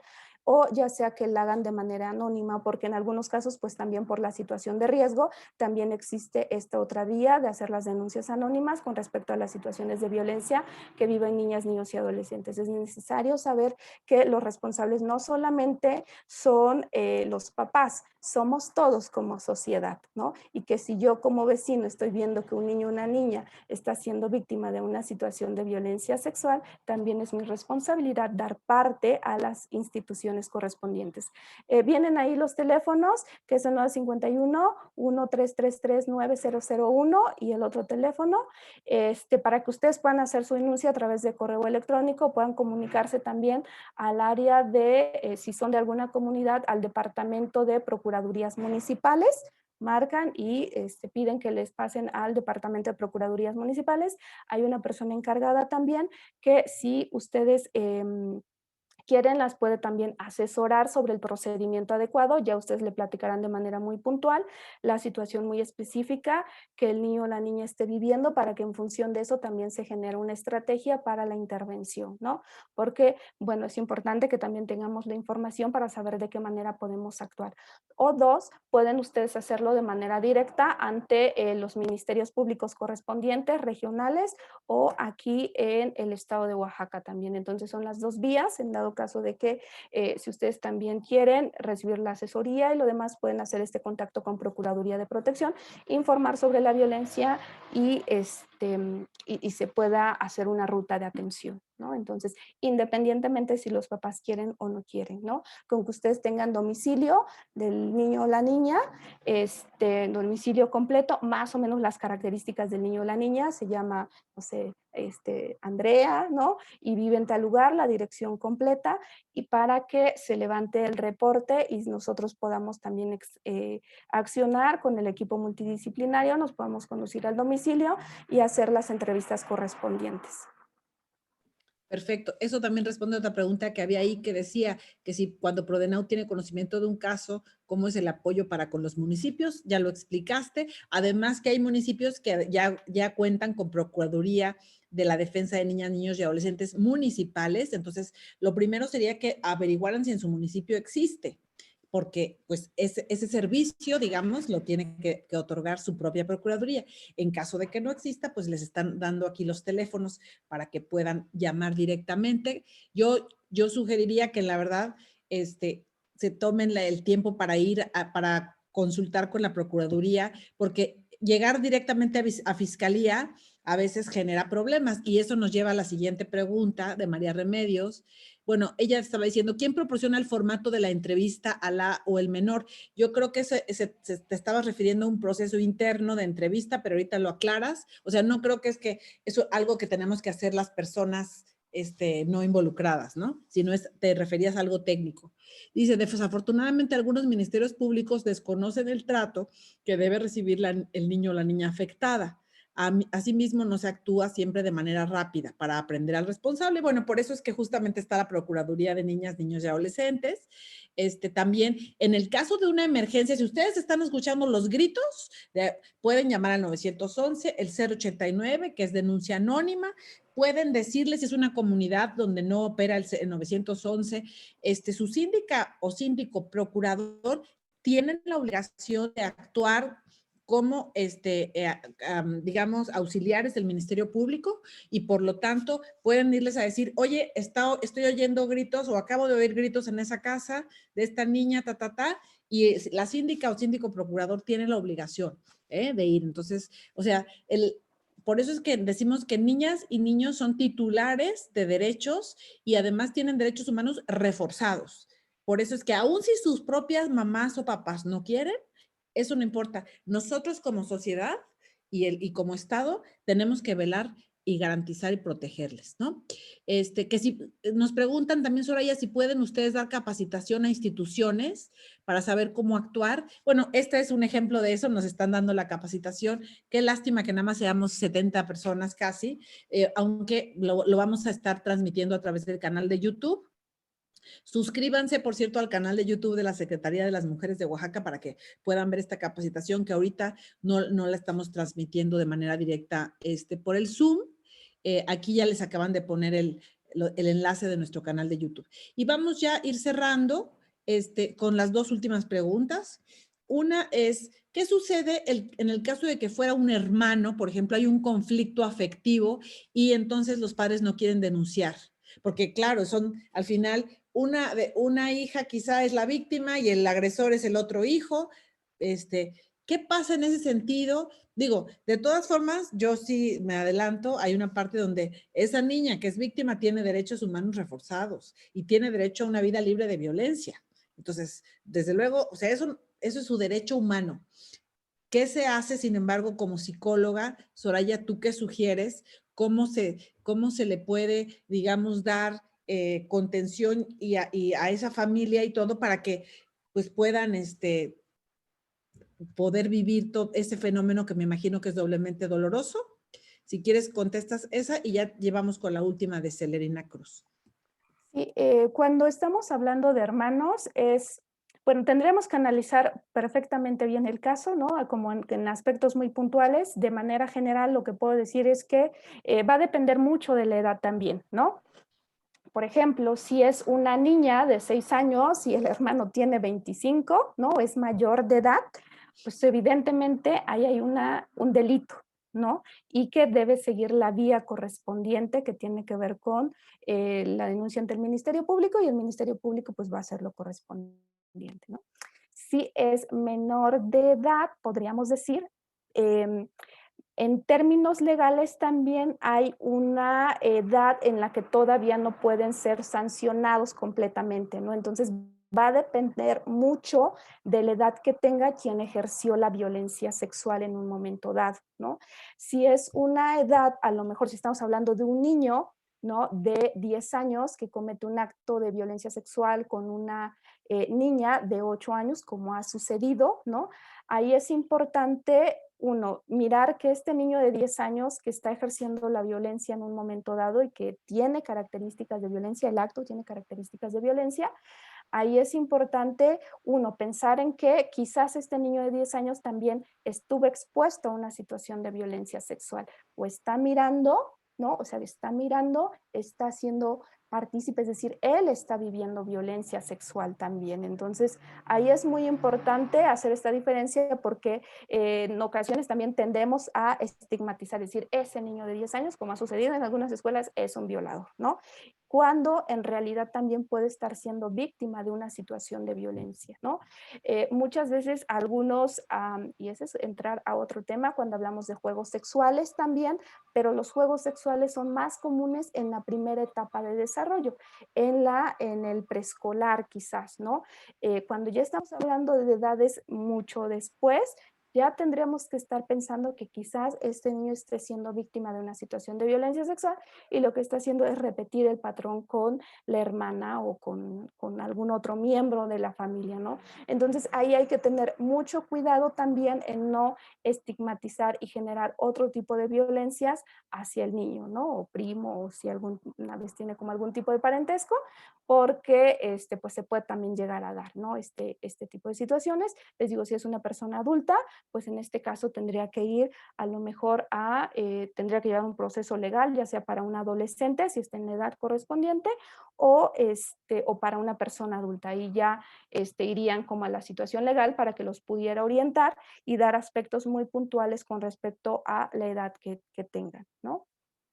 Con respecto a la pregunta anterior que hacían sobre la entrevista, si es una hay algunos protocolos de UNICEF, ¿no? Que llevan por nombre caja de herramientas, donde ahí vienen algunas preguntas y algunas pautas. Sin embargo, nosotros como protocolo institucional y prácticas institucionales, o sea, dentro del procedimiento, lo que hacemos es hacer un ajuste, ¿no? De entrevista para poder, en un momento dado, pues acercarnos a niñas y niños, ¿no?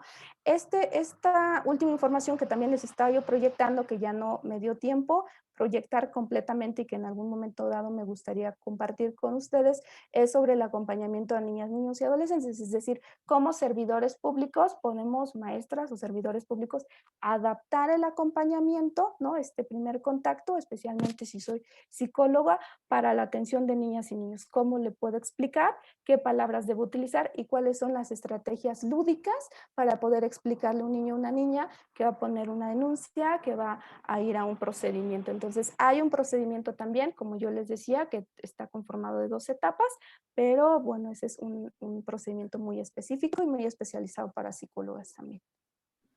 Quizá ese lo podemos dejar para otra ocasión e invitar a todas las psicólogas, por ejemplo, a las psicólogas que están trabajando en las procuradurías de niñas, niños, en municipales, en los CDMs, en psicólogas de instancias municipales de las mujeres, etcétera.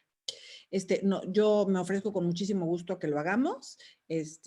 Tenemos una red de instancias municipales de las mujeres, como saben, que ya son 511, y tenemos además una red de 40 CDMs, que les voy a decir, por cierto, una pregunta en relación al tema de que no les atienden, en fin, y que en el Istmo de Tehuantepec es más lento. Entonces, si fuera útil, les voy a poner en el Istmo, tendremos este año, déjenme verlo, aquí lo tengo, CDM, es decir, una psicóloga, una trabajadora social y una abogada que son auxiliares de las asistencias municipales de las mujeres en Tehuantepec. Entonces ya van a tener, si es que en Jalapa del Marqués, en Ciudad Ixtepec, en San Juan Guichicobi, en Matías Romero, en San Francisco Izhuatán y en Juchitán.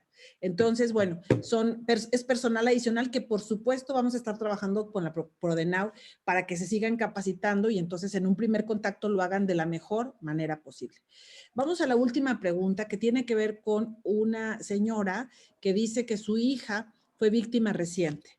El agresor cometió abuso sexual, que dice, tengo entendido que se canalizó en Prodenau, no nos han contactado, y ya ahorita aclaró, es que en la Fiscalía, que la Fiscalía Especializada de Delitos contra la Mujer se sintió revictimizada, que todo el día las cuestionaron y aunque aún quedaron, dudan de credibilidad.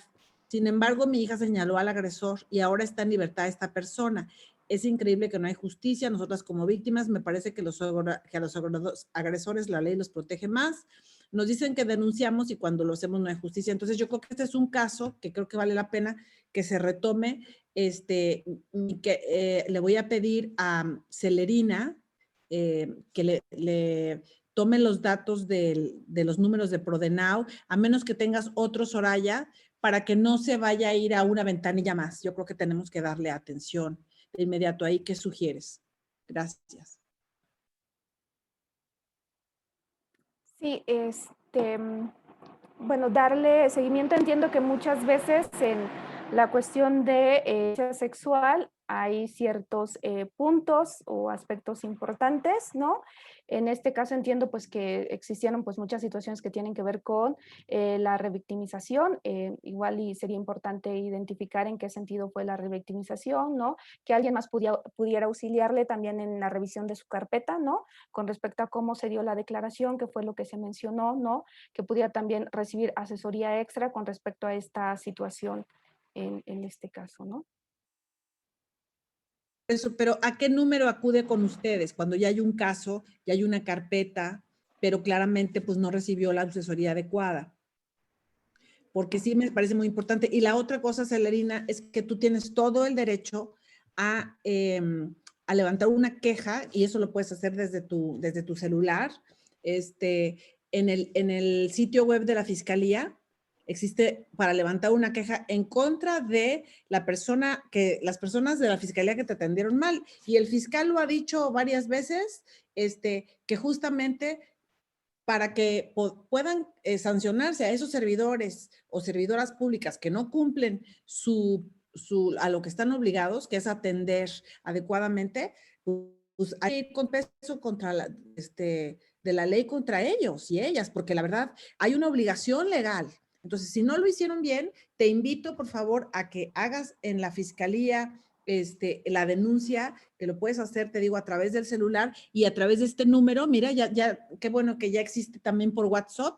Es el 951 162-4083, ahí te atiende una Ministerio Público orientadora, te va a contestar y te pueden dar una cita, tú puedes poner el número de la carpeta, qué persona te atendió mal, te sentiste revictimizado, todo esto que nos estás diciendo, para que la Fiscalía pueda tomar cartas en el asunto y no dejar pasar una situación. Pero por otro lado, porque tu hija, por el interés superior de tu hija, de que esto se resuelva, pues que la Procuraduría de Defensa, de Protección, pudiera entrarle. Ahí, Soraya, sí te pido que hagamos un esfuerzo Le especial. acabo de proporcionar, lo que pasa es que no sube mi imagen, los números a Danelli, ¿no? Para que, no sé si me puede ayudar ahí a compartirlos, donde puede también escribir un correo o bien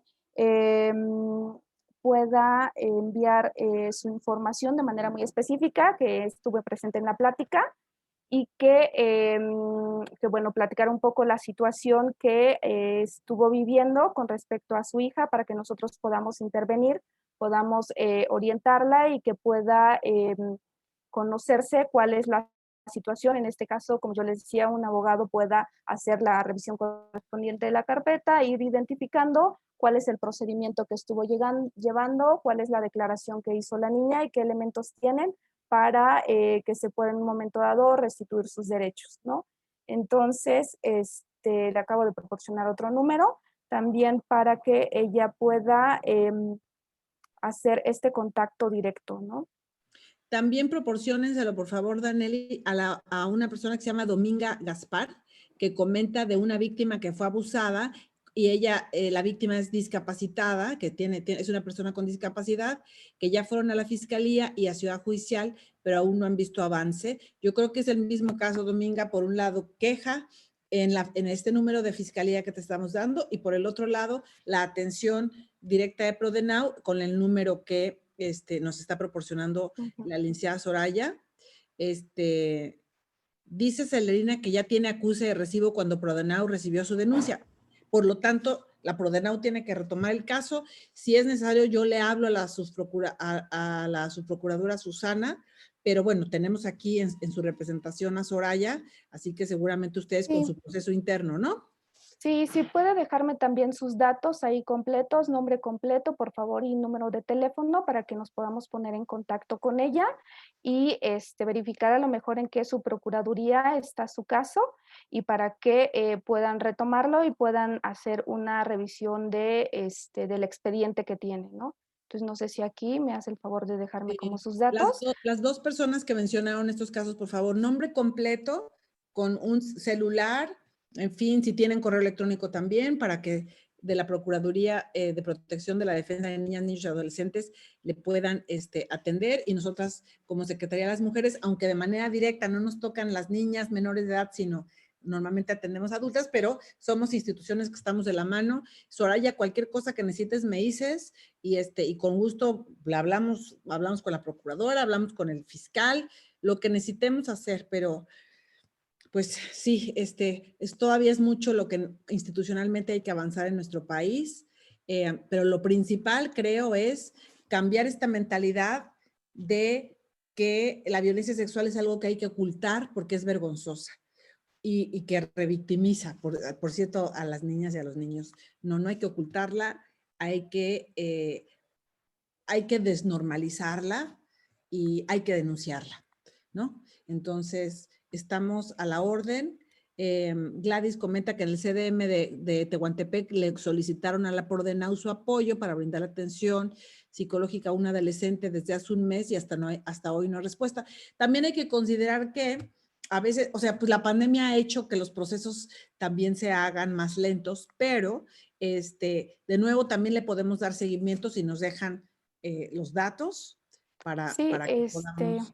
Sí, podemos dar seguimiento. El caso de Tehuantepec, yo supongo que es un caso con el que lo recuerdo porque hemos tratado de comunicarnos, sobre todo para tener los datos específicos de su número de teléfono y el número de teléfono de la señora que canalizaron, que no logramos como tener ahí contacto. Entonces, sí, por favor.